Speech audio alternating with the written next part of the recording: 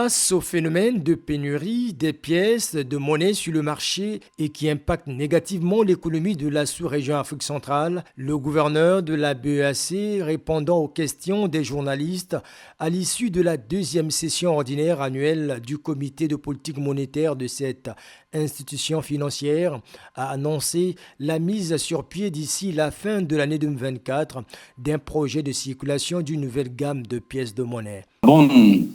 nouvelle, j'aurais pu attendre le moment venu pour l'annoncer, puisque nous avons prévu dans le cadre d'un projet de mise en circulation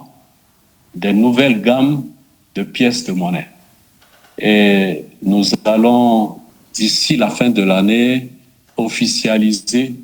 ce projet avec toute une stratégie de communication qui est déjà élaborée. Alors, l'objectif aujourd'hui, comme je l'ai dit, en tenant compte de la faiblesse de nos économies, nous avons, au niveau de la BEAC, un engagement vis-à-vis de la population, vis-à-vis des agents économiques,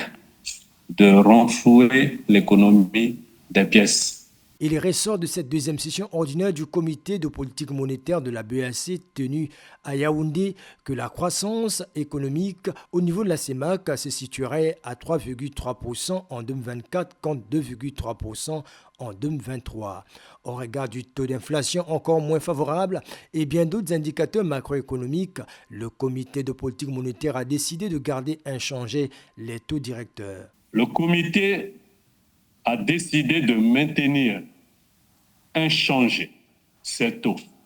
notamment le taux d'intérêt des appels d'offres à 5%, le taux de la facilité de prêt marginal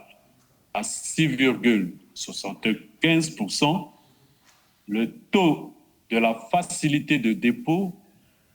à 0%. Yvon Sanabongui, gouverneur de la BEAC, à lors de cette conférence de presse tenue par visioconférence le 24 juin, indiquait que la situation des finances publiques dans la zone CEMAC est en amélioration.